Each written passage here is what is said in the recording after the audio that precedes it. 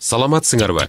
Бүгүн биз силерди жол кыймылынын эрежесин кандай деңгээлде билериңерди текшерели. Силер бул кызыксыз деп ойлоп атасыңар. Жок.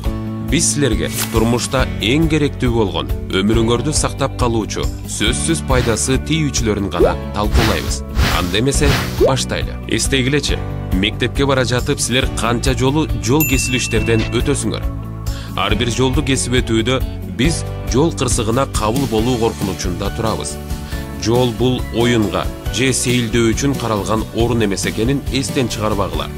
Жолду кесип өтүүдө дайым сак болуу керек. Силерге бир сыр ачып берейин. Чындыгында чоңдордун көбү жолдон кантип өтүү тартибин билбейт. Азыр мен силерге эки сырды ачып берем. А силер болсо, анан ата-энелериңерден билет бекен сурап көргүлө. Жол чырагы турган жерден силер мына мындай жол чийинин көрө аласыңар. Эгер жол чырагы жок болсо, мына мындай зебра тартылат. Жок, мындай эмес. Мына момундай. Жолду мына ушундай жерден кесип өтүү керек. Эмне үчүн экенин билесиңерби?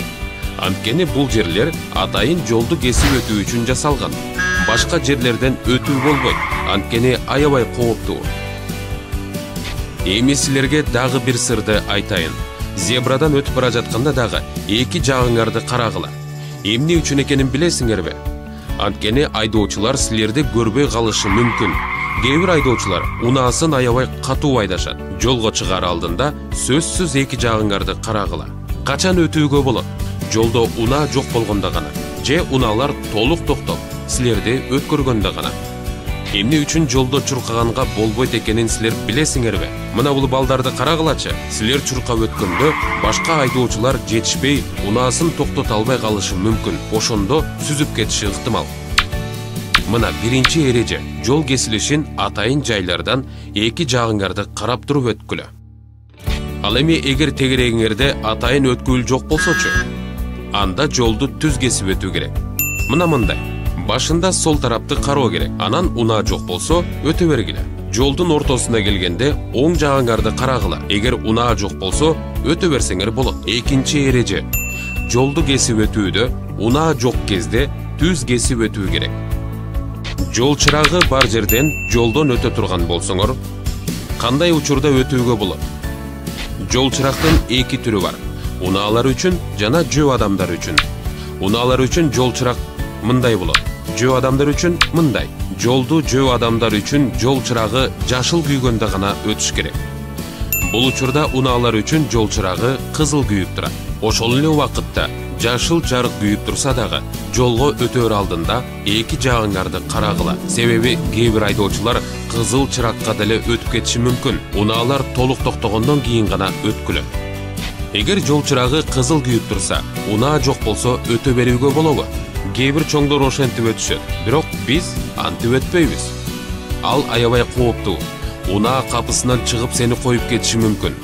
Ошон үчүн эгер башкалар кызыл чыракка өткөн күндө да акылман балдар жашыл жарык күйүшүн күтүп, анан өтөт. Мына бул үчүнчү эреже. Жолду жашыл чырак күйгөндө гана өтүү керек. Унааларга бул учурда кызыл жарык күйүп, алар силерди өткөрүү үчүн токтошот. Мектепке дайыма тротуар менен баруу керек. Бул коопсуздук. Бирок кээ бир учурларда тротуарлар жок болуп, мектепке жолдун жээги менен барыш керек болуп калат. Сен жолдун жээги менен кандай басыш туура болорун билесиңби? Унааларга карама каршыбы же бир багыттабы? Мындай учурда унааларга карама каршы багытта басыш керек. Себеби мында сен кооптуу абалды бат байкап, башка тарапка чыгып кетүүгө мүмкүнчүлүк аласың. Чоң жолдон колдон келишинче алыс басканга аракет кыл. 4-чү эреже. Жолдун жээги менен басканда унаалардын каттамына карама каршы бас. Сен үйгө бара жатканда кеч кирип, көчө караңгы болуп калса, сени айдоочулар алыстан көрүш үчүн эмне кылуу керек? Ата-энеңдин фликер алып берүүсүн суран. Сен фликер эмне экенин билесиңби? Ал кандай кызмат кылат? Фликер бул унаанын жарыгына чагылып турган анча чоң эмес буюм. Бул нерсе барда айдоочу сени алыстан байкаганга мүмкүнчүлүгү бар. Сен фликерди рюкзагыңа же кийимиңе тагып койсоң болот. Бул 5-эреже. Фликер тагынууну унутпа. Сен автобустан же коомдук унаадан түшкөндө жолдон өтүү үчүн эмне кылуу керек экенин билесиңби? Автобусту артынан же алдынан айланып өтүү керекпи? Кээ бир балдар автобустан чыккандан кийин алдынан чыгып чуркап жолдон өтүшөт. Эч качан мындай кылбаш керек. Анткени сен автобустун алдынан чуркап чыкканда башка унаа сүзүп кетиши мүмкүн. Айдоочулар сени көрбөй калат. Жолдун кайсыл жеринен өтүү керек экени эсиңдеби? Туура. Атайын жөө адамдар өтүүчү жерден. Ошол үчүн автобус жүрүп кеткенче шашпай күтүп, атайын өтүүчү жерден өт. Бул сабактан биз эмнени эстеп калдык? Биринчиден, жолду өтүүдө атайын жөө адамдар өтүүчү жерден өтүү керек. Эгерде жакын жерде андай жерлер жок болсо, анда жолду унаа жокто түз кесип өтүү керек. Дайыма эки жагыңды кара. Жана унаа жок учурда, ошондой эле унаалар сени өткөрүү үчүн толук токтогон учурда гана өт. Жолдун ортосуна жеткенде оң тарабыңды кара да, коопсуз абал түзүлгөндө өт. Жолду сага жол чырактын жашыл жарыгы күйгөндө, унааларга кызыл күйүп токтогондо гана өт. Жада калса коопсуз учурда дагы эки жагыңды караганды унутпа.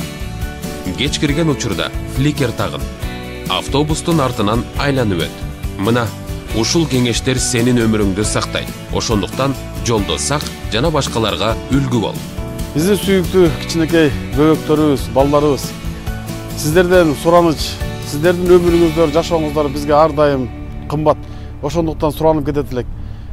Жөнөкөй жолдо жүрүү эрежелерин сактасаңыздар, көчөдө, жолдордо өтүүдө атайын жабдылган жерлерден жана светофордун жашыл өңүнөн өтүүңүздөрдү суранабыз.